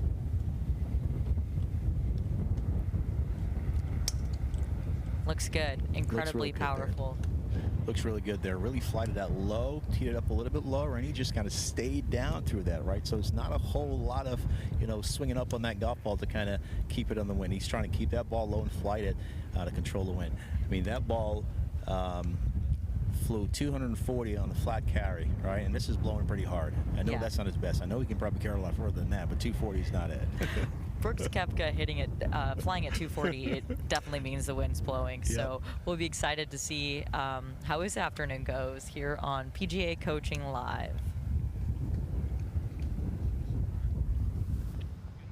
We are back at our PGA Coaching Live set presented by Cadillac. Happy to be joined by an 8-time PGA Tour winner and one of the guys that helped Joe Hallett get through Furman, and that is Brad Faxon. Brad, thank you for joining us. Well, it's good to join both of you, and I can tell you what Joe Hallett did do is his incoming freshman class when I was a senior helped propel the men's golf program to their first team win in my 4 years at school there, and a good bunch of kids that played on the team. Jack Kay, Steve Cerati, we had a good incoming freshman class. And look, I know you didn't come here to talk about the Furman Paladins, but we're a pretty proud group along with Dottie Pepper. Right here in South Carolina. You know, it's interesting because as for those that follow Brad Faxon on social media, you know that he is not just a golf analyst here for Sky Sports this week, but also an avid bicyclist. What is your transportation to get to work? Well, my bicycle career ended yesterday. I actually have some great friends from Rhode Island when we were living up there. Mike and Christine Angelakis have a beautiful home down here on the beach. And hey, take the bike. You know, the sand here is really firm. I rode up on Wednesday. There's police barricade there, and they were like, "Oh, sure, just walk your bike up and take the cart path up on 14." And I had my backpack there strapped on. I thought I was cool. Had my pass to get on the course. Drove my bike up. And then yesterday, same 3 cops are there. I'm riding my bike. I do a little Instagram post while I'm riding. And the cop looks at me and goes, "What, can I help you?" I said, "Well, you guys were great. You let me drive up on the path yesterday." "No, we didn't." I'm looking right at the guy. I go, "Yes, you did. I did it yesterday." He goes, "No, we don't let anybody up there. The PGA of America's forbidding anybody from riding their bikes on the golf course." I said, "I was riding in the cart path. You're the guy." "Sir, would you just kindly leave?" So it ended. I feel better protected now, though. That's for sure. For sure. They don't want bike riders on the shots here from CBS or ESPN this week. Well, the shots are beautiful, certainly. And Joe, I mean, we've talked a lot about putting tips here, but you know, as you guys continue to talk about this, what are some of the things that you share about how to get the ball in the hole in the quickest amount of time possible? Well, one of the neatest things, a few years back, Brad was covering a tournament and happened to walk over, and I remember you walked behind one of my young and aspiring players, and Brad gave absolutely the best advice you could ever give. She does something in her putting that I'm not going to tell you what it is, but if it goes away, mention it then. But until then, don't say anything. And I'm still trying to decipher what it was, but at the same point, I think the message there was, if you're putting good, be quiet. If you're not putting good, and you showed me something in her setup that some of the great putters have done all these years. But Brad, I mean, you know, your foray in putting, and you knew how to get the ball in the hole. And I think you've said it more than once. You probably had more 3, 4, sometimes 5-foot comeback putts, because the object was to get it in the hole, or at least to the hole first. Well, Joe, I think to answer your first question, I'm not sure who your student was. It was probably at a U.S. Women's Open. And one of the things I notice with some players is they have a trigger to their stroke or their swing. What is that trigger is different and varies between most players. Some have a little forward press, some might have a tap of the club down onto the ground. And one of the things with Rory McIlroy that I first saw, and was a kind of a dilemma for me when he finally got to the point where it looked like he was rolling it without thought. He had a little bounce with his right thumb. It was just a quick little bounce, and then he took the club back, and I go, boy, I didn't see that at the beginning when he was kind of maybe thinking about how to putt rather than just letting the putter swing. And I said, boy, now here's a conundrum. Do you say something to your student who isn't thinking about that? Right. And I said, look, Rory, here's a difference. That'll be a key for me watching you in the future if I see that little bit of bounce in your thumb. And it was just so slight. And he goes, okay. So he went on and had a historic week at Bay Hill 3 years ago. One of the things that happened a couple weeks later when I got to play with him for the first time, as he was getting ready to hit his shot, his trigger to his full swing was his move of his right thumb. And I go, oh my gosh, it's just, I don't know why or what difference that makes, but when a guy's keyed in or locked in, and Michael Jordan did a lot when he was playing basketball, his tongue would hang out. He didn't know that he necessarily did that. And other players like Steve Stricker always bounced the putter head on the ground, as did Payne Stewart. Some people like Phil Mickelson, our tournament leader, had that forward press, which I like. Brandon Grace is doing the same thing. So everybody has something that initiates the start of their swing, and that's one thing I like to see what it is. Well, obviously, look, you've been known as one of the great putters, one of the big putting coaches. Is there one tip that you can show us here that will help some of the folks back home as they're trying to do their best on the greens? Well, this is an exceptional week with the ocean course at Kiawah so exposed, and the dies, Pete and Alice built the greens up in the air a little bit so that you could have this view and see the beautiful Atlantic Ocean right here. But I would say when you get this, these aren't really gusts. This is steady wind, isn't it? Yeah. And when you have these greens that are in perfect shape, you got to stay in balance. And one of the things that I would see or recommend players to do is to make sure that they have a wider base than normal, that you don't want to be rocking or being pushed over. So I liked a little bit wider stance for a lot of players, and maybe even bend over a little bit more. Feel a little bit of flex in both your ankles and your knees when you're bending over there, and that can keep you pretty steady when you're over a putt. Can you show it to us? Yeah, I'll show you the difference. Perfect. Oh, you just happen to have a Scotty Cameron here for me, right? Maybe this is, you know, it's kind of a blade style, a little bit like what Phil Mickelson's using. Obviously, his is left hand. Who wants to hold the mic? Yeah, I got you.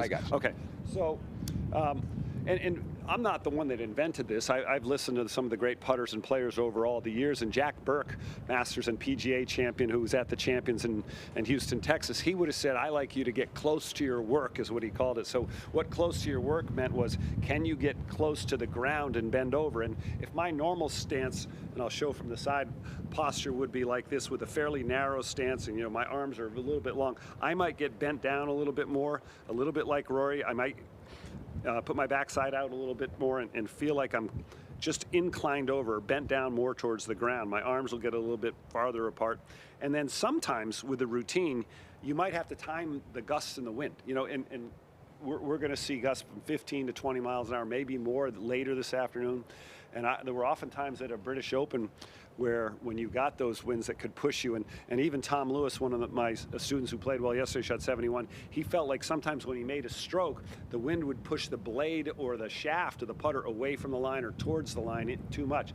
So you really have to have, I think, a steady pace to your stroke. If you try and do it too slowly, you might lose a little bit of control over what that club face is doing when you putt. All right, well, let's take a look. Oh, so do I have to make one? You have to try one. Okay, so I like this putting into the ocean. I know the wind can be a factor, so I can feel the wind off my left here, off my backside. I'm going to allow this. I'm going to aim a little bit to the left a little bit. Oh, I crushed that one. Okay, I get a mulligan. There you go. This green didn't look that fast. It's a pure roll. Yeah, that wasn't very pure. All right, I thought this thing was going to go to the right. Maybe all my philosophies are wrong. A little bit better. But I think that most amateur golfers, and if this is going to be the tip you think about, most amateur golfers are taught to take the putter back low, slow, and then accelerate, right? And I think the better players here have some symmetry to their stroke. So the distance they take it back and through is pretty close. And I don't like to see that.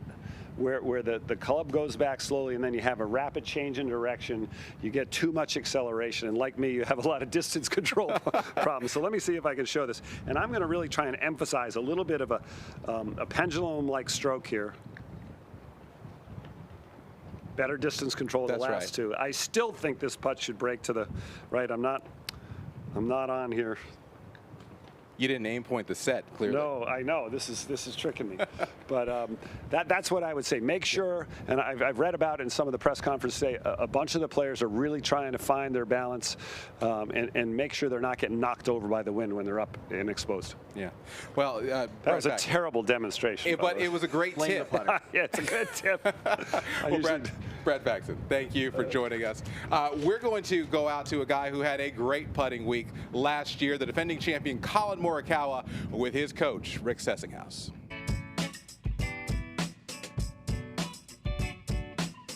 So with the wedges here, I know you do a couple different shots to get your feel, right? The feel versus real. You're gonna tell me, once you've hit this shot, the intention's 30 yards, how far you think it actually went, and then we're gonna kind of test it to see if that is matching your feel. Perfect. Okay, did that feel like 30? Yeah. Okay, let me shoot it. You're pretty good. That's 30, okay? Do you think in terms of like a position where you're gonna be here, or is it strictly feel-based? I think it's a combination of both.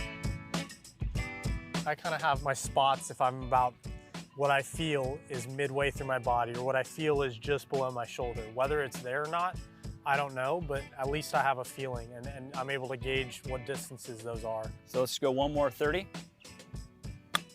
Short. This time, I want you to hit a 60-yard shot. Feels pretty good to me. Feels pretty good. Okay. I think we had 57 on that one. Pretty close. For you to get that feel of how far that ball's flying is going to help your confidence when you go out there. Let's do a 60-yarder. How'd that feel? Pretty good.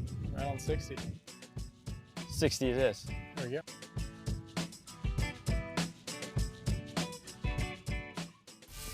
Since I was a junior golfer, PGA professional Rick Sessinghaus taught me to be creative with my shots and how to execute them. His coaching guided me on my journey to become a major champion.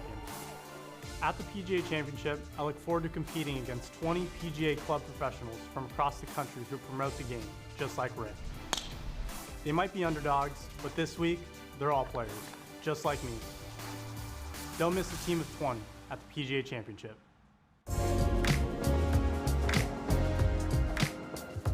It's time to learn how to clump putts like Cantlay. Patrick Cantlay is one of the best putters on the PGA Tour. He's so accurate from a longer distance away, he rarely three putts. Today I'm going to show you how to clump more putts closer to the hole. I've got 5 balls, and I'm going to try and get all 5 golf balls inside of a zone close to the hole.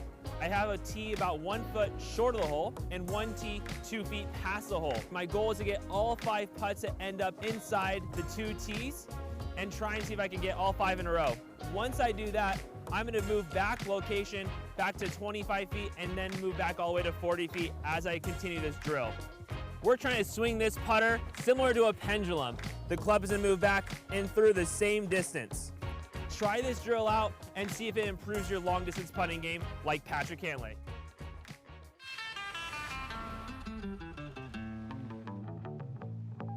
Hey Rick, what's up? Hey Colin, just a reminder on the ocean course today. The wind out there can be really tough. You need to be able to control the curve of your shots out there. Remember what we've worked on.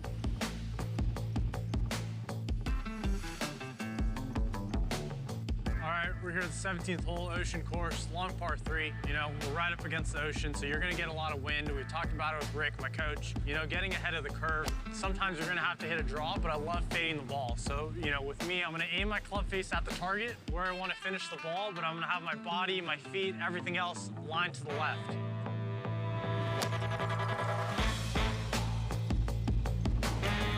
I think staying ahead of the curve is reaching new boundaries and trying to test new limits. If you get complacent and you start realizing that things are all right, that next person behind you is going to take 2 steps in front of you. The first thing when I sat down in this Escalade that caught my attention was this gigantic screen.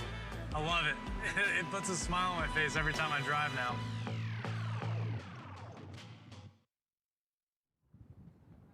Welcome back to our PGA Coaching Live set presented by Cadillac. We've got our great Joanna Coe, the 2019 Women's PGA Player of the Year. She's about to go play in the KPMG Women's PGA Championship in a few weeks. But you've got some ideas, and you're obviously very fit.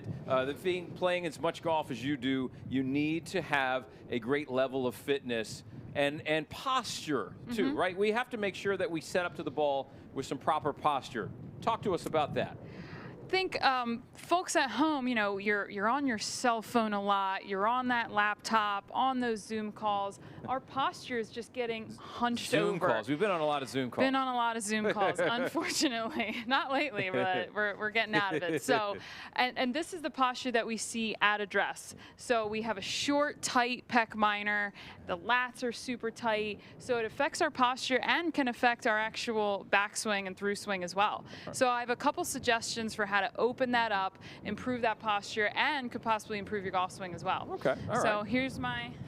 So first thing you can do is grab a golf ball or a lacrosse ball, something, or a tennis ball, depending on your tolerance, okay? Put it right here on your pec minor, and I just want you to do some arm circles backwards, okay? Do that a few times, move it a little bit around. You'll feel that opening up, and again, repeat it on the other side, okay? I'm gonna grab the golf club for the next one. All right. That's a good one right there. I really like that. The golf ball, that's a hard, very firm surface. Yes. So now I'm going to lunge out, hands on both ends of the club, and just kind of extend my arms, feel like I'm extending the golf club, and then coming back up, okay? Do that one more time on my left side. So I usually do a lot of lunges before I warm up for a round anyway. Great to get the blood flowing, everything open, Exactly. all right? So I'll go into a posture that I see with a rounded back.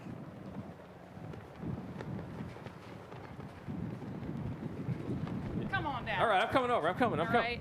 The wind is holding me back. With this type of posture, really hard to complete your backswing, all right? So let's work on those pec minors, all right? Let's work on that lat mobility for a nice standard spine angle and posture, all right? And then as far as the backswing, if we have really tight lats, tend to have a very flat backswing because there's no ability to have arm lift.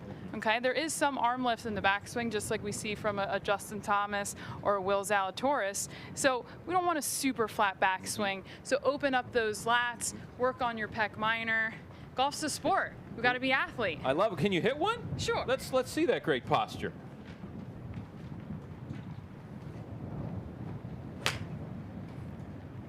Wow, there's a golf swing right there that's going to get it done at the KPMG Women's PGA Championship. I mean, good luck, Joanna. I mean, you've got lots of great things going on between now and then, but Congratulations on all your success on the golf course and being a motivational inspiration to all of your members at Baltimore Country Club. Thank you so much. Let's head it out to the range, and we're going to Holly Ledbetter, and she's got a special guest. Have a great here with my very good friend Amanda Balionis. Amanda, this is so much fun. I get to be here with you, the queen of the smart cart.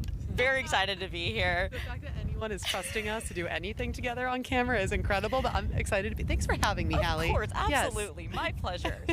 So you're a mainstay in golf coverage. We see you out there week in, week out interviewing the players after their rounds. How did you get into golf? So I've always grown up on a golf course. My parents are fanatics, and my mom still plays 3 days a week.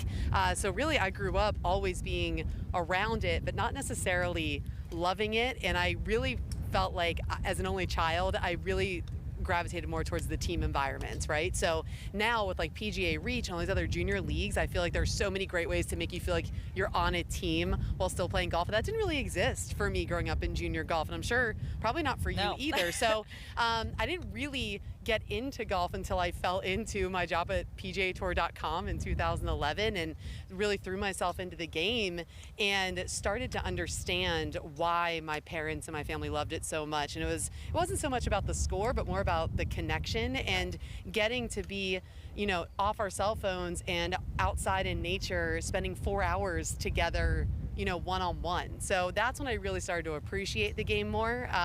And being around it, seeing the best in the world, I think do anything will make you love whatever that thing is that you're covering. Absolutely. And you play often with your mom and with your fiance Bryn, who I know is a huge golfer. Do you feel like you mentioned you're here with the best in the world. Do you feel like you absorb any of their greatness, or do they give you any kind of tips? That was a rude question, because we've played together, and usually it results in Hallie saying to me, usually Hallie says, I don't know how to fix this, we're going to FaceTime my dad David. And that's usually how our golf games go. I know what it should look like. I know what it should sound like, right? And I really can look at other people's swings and see, okay, that's not the way that should look, or maybe I should be doing this more. But executing it is one of the toughest things on the planet, right? That's why we see the best guys in the world come out and they can shoot 62 one day and 80 the next. Yeah. It's the most maddening game on the planet. So I've had to let go of that idea that by osmosis I'm just going to absorb PGA Tour greatness. That has not happened. Well, if you'd be on the LPGA by now. Yeah, exactly, right?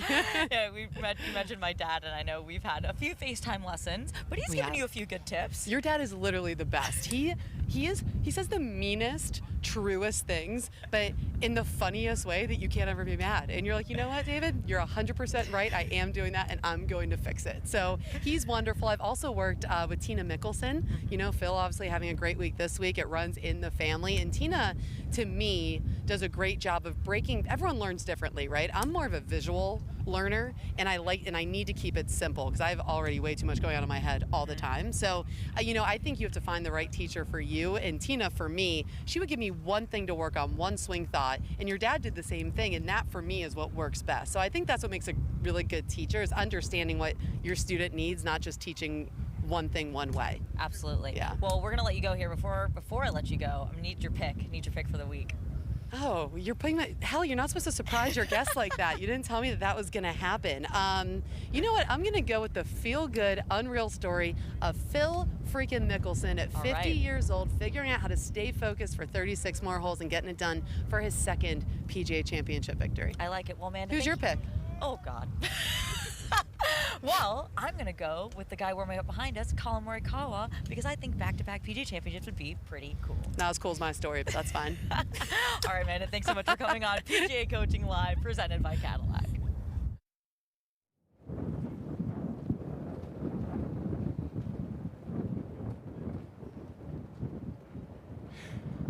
It's time now for our National Car Rental Go Like a Pro Twitter poll. And Steve, if you could inherit one of these elite skills, what would it be? The folks say Morikawa's iron play. What's your tip for how to hit it like Collin? Well, that is all about, let's think about reverse engineering this tip, right? So Collin Morikawa is very, very successful because he does things very well and he understands how to control his left hand. Now think about if you want to hit a draw. Now Collin hits a fade, but to hit a draw, if you want to hit a draw shot for a right-handed player, that's a right to left shot.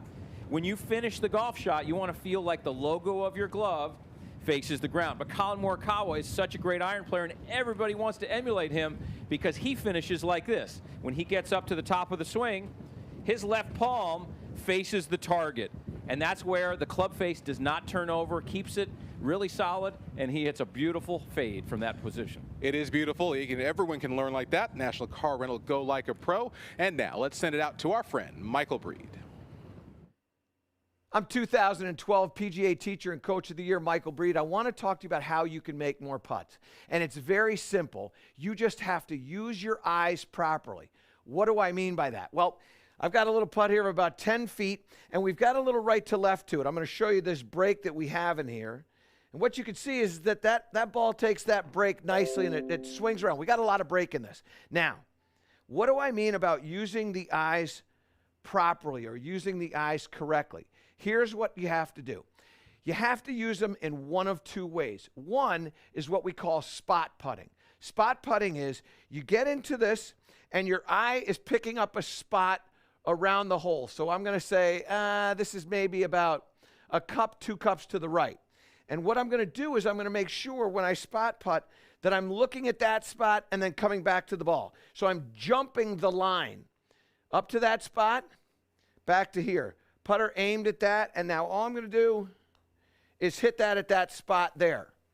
Now, line putting is a completely different thing. What you're doing now is you're using your eyes to trace the line. So you come out of the hole. Where do I think that ball is going to be coming in? All right, it's entering at 430.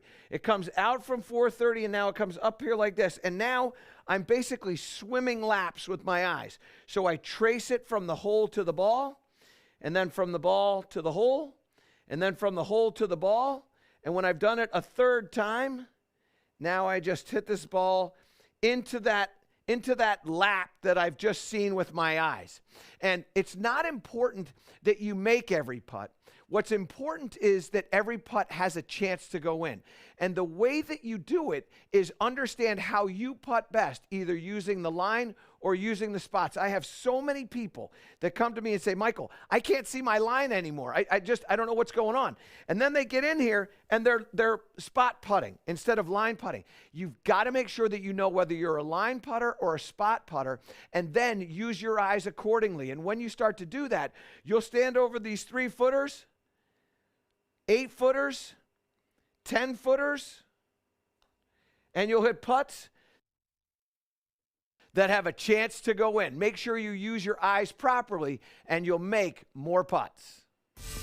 Since I was a junior golfer, PGA professional Rick Sessinghaus taught me to be creative with my shots and how to execute them. His coaching guided me on my journey to become a major champion. At the PGA Championship, I look forward to competing against 20 PGA club professionals from across the country who promote the game, just like Rick. They might be underdogs, but this week, they're all players, just like me. Don't miss a team of 20 at the PGA Championship.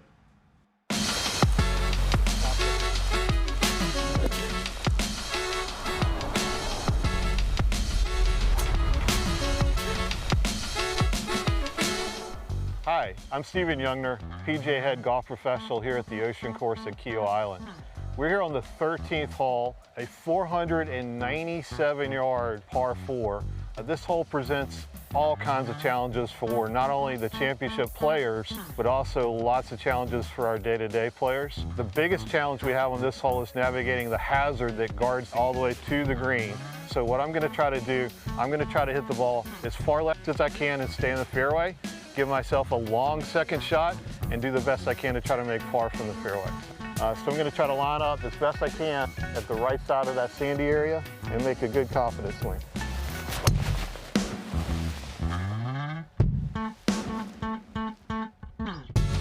So there we go. I'm in the fairway and I've got a chance to make par. I hope this driving tip helps you in your next round at your local course.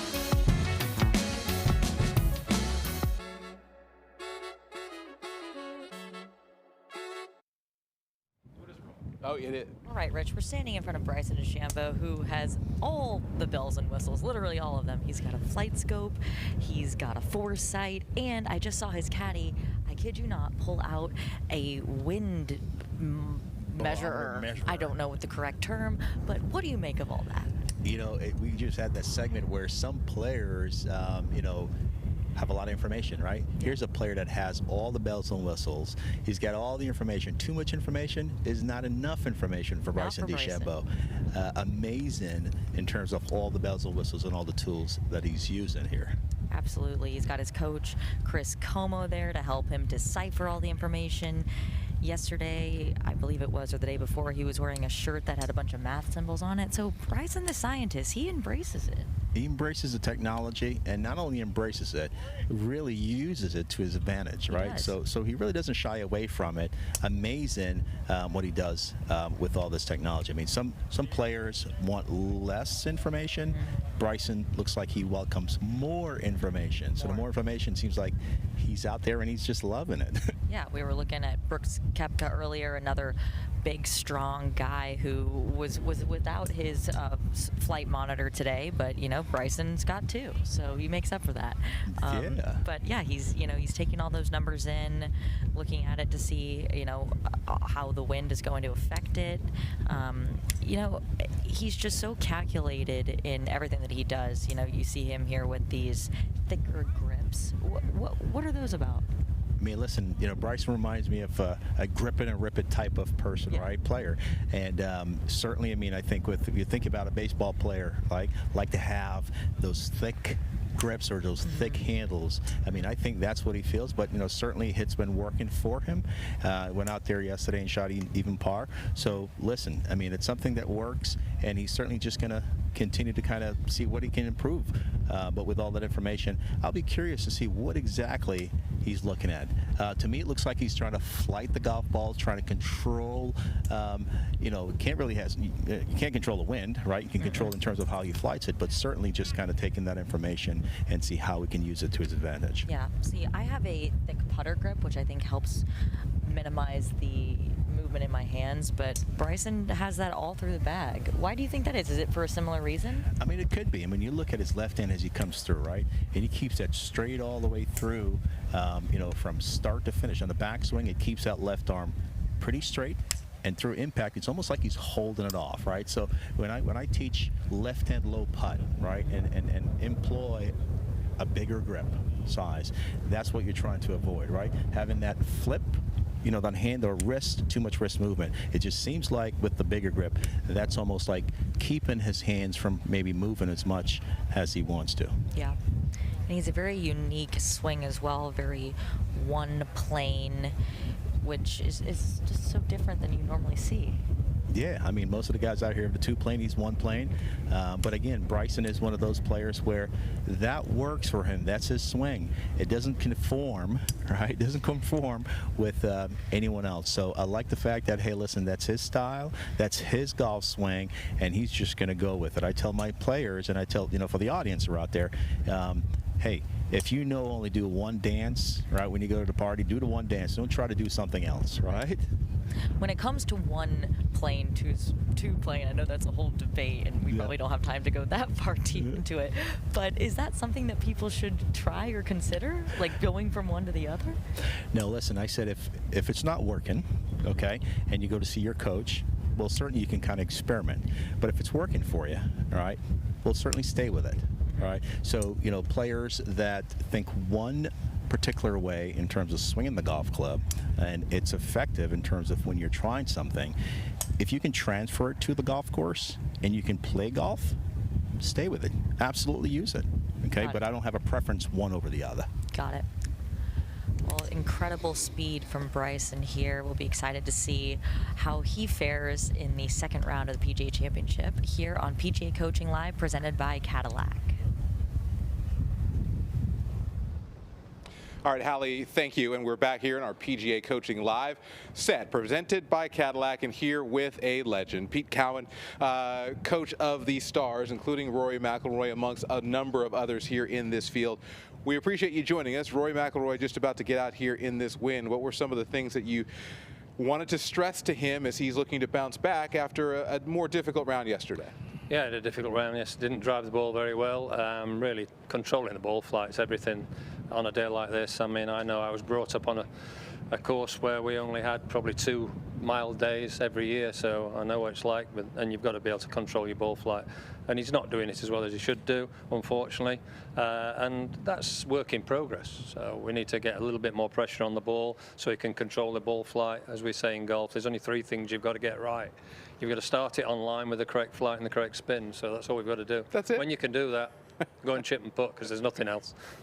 Well, I mean, he did it, though, a few weeks back in Quail Hollow. So as you guys have worked toward refining some things, why is it that, and tell the people why, sometimes it works, sometimes even the things that you're trying to ingrain may slip away after you think you've got them?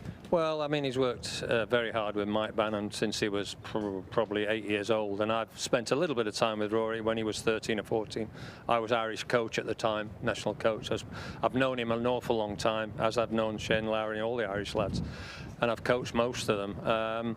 But with Rory, it is difficult because he is a field player, there's no doubt about it, and Mike's done a great job allowing him to be that field player. But at some stage, you probably need to actually just sharpen your mechanics up a little bit, and that's all we've been trying to do. So it's not reinventing the wheel at all. Yeah, certainly Rory is an unbelievable talent, PGA champion, certainly twice. But as far as the philosophy that you have in coaching and dealing with all these great players, explain your philosophy a little bit. Philosophy is pretty simple. I always relate, when I'm talking to people about the golf swing, I always relate it to a car. And I said, well, if I want to win every race, I want the best engine that's got the most power. I want the best steering. I want the best fuel. I want the best driver. And so therefore, I should win every race, shouldn't I, if I've got all those? But why don't I? Purely and simply because the transmission is no good. So if the transmission that transferring the energy from the engine to the steering is no good, then, you know, it's not going to work. So the car won't go where I want it to. And so then in the golf swing, our body is the engine room. Mm-hmm. So what do you want an engine to do? Never break down and have plenty of power when you want it. So, you know, to call on that all the time, you want a perfect engine.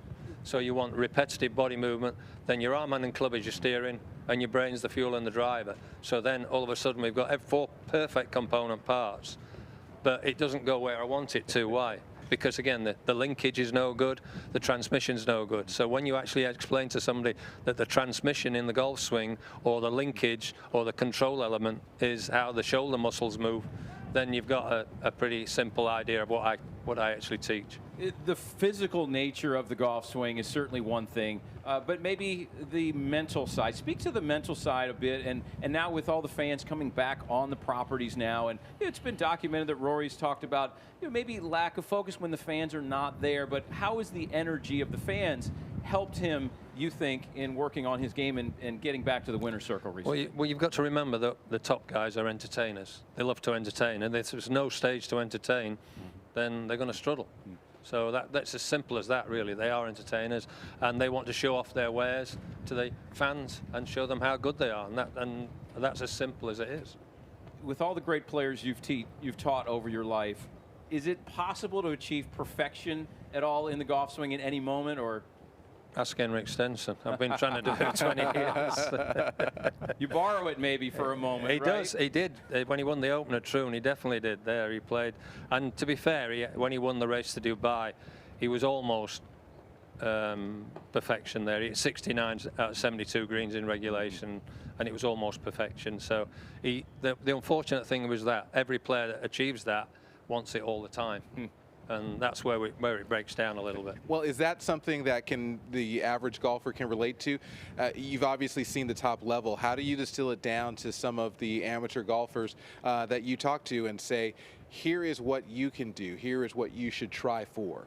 Well, I spent 20 years on the coaching beginners and average amateur golfers, and you become a quick fix-it coach. That's what you do, because most of the clientele, 90% of your clientele is quick fix-it. So I know how difficult that is, but you've got to become the best quick fix-it coach if you want a business, and then you build that business up. And then always, when I was doing that, I always had a development program behind where I taught youngsters, and the philosophy of what I wanted. So then you can, but it takes time. It really does take time. But with what I see with the average golfer is they don't actually keep the balance very well. So if you don't keep your balance very well, then you're going to struggle to deliver the club in the correct play. But what I've found is that everybody tries to hit the ball, and I said, no, the ball's not going to move, so you don't need to hit it. The collision with the club gets collided with the ball, and that creates the shot. So you make the movement that creates the shot, the ball gets in the way. And that's why a lot of people come into golf will have played other moving ball sports, so they always think that they've got to hit that ball or move that ball. And I said, no, the ball's not going to move. Don't worry about it. So just make the movement that's going to collide properly and hit the shot. You equate the teachings of all of these great players to the Formula One race car, for example. How much do you tune that race car versus at a normal event that you did maybe a few weeks ago versus a major championship week like you do this week? I'm here really as a comfort blanket major week. I've been here for 3 weeks, and we spent an awful lot of time with Brooks down at West Palm and Rory down at West Palm at Michael Jordan's place down there, the Grove, and at the Bears Club. And the medalist down there where Brooks is. So we've spent an awful lot of time trying to fine-tune them before we've even got here. Pete Cowan, it has been a pleasure listening to you, and we could talk swing with you forever. We are going to let you go. We'll watch little Rory McIlroy get out of this wind. We'll now send it down to the range. Hallie Ledbetter and Rich Jones. Here with Rick Sessinghouse, Colin Morikawa, the defending champions coach. Rick, thanks so much for joining us. My pleasure. Thanks for having me. So Colin's going to head out there for round 2. What are you guys working on, or what is your purpose here as a coach as he's warming up? Sure. I think today we certainly look at the conditions. The wind is whipping up a little bit more. Same idea like yesterday is control your ball flight, right? Flight it down with those irons and really learn how far that ball's really going. So it's more of just reaffirming what we've been doing the last few days. Right. And Colin was second in greens and regulation, I believe, yesterday. He's renowned for being an incredible iron player. Why is he so good? What makes him so good with his irons? Well, I think a couple things. Mechanically, he's very fundamental. So there's not a lot of major curve on the ball, and he's very creative, which is kind of the other side of the coin, right? Is you got to have good fundamentals, but he's able to see shots, create shots, and in these conditions, I think you have to have both. Absolutely, and I know that you guys do a neat drill. I think it's like a 3-ball drill. Maybe you can elaborate a little bit on that. Surely. When he was a kid, we would just throw 3 balls in an area, and the first ball, he would get to choose what he wanted to do, what club, what kind of shot. He hit the shot, and then I would ask him, so you get a do-over. If you want, any other way you would do it. And he would pick a different club or shot. Then the third one, I would come in and say, hey, this is how I look at the shot a little bit more. So we add some variety. I learned from him, he learned from me, and I just wanted him to have a lot of tools in his toolbox. Yeah, well, he definitely does, and hopefully, he has a great second round here. What do you think is going to be key for him going into the second round, given that the weather and the wind has really picked up? Certainly, I mean, it's going to be patience and still knowing that this is round 2 of 4, so there's still a lot of golf to play. And again, it's like him and his caddy JJ is just making really committed decisions and being on the same page. Yeah, awesome. Well, we're going to let you go and get Colin ready, but Great. Thank you so much for stopping by PGA Coaching Live. Thank you very much. Cadillac. Thanks.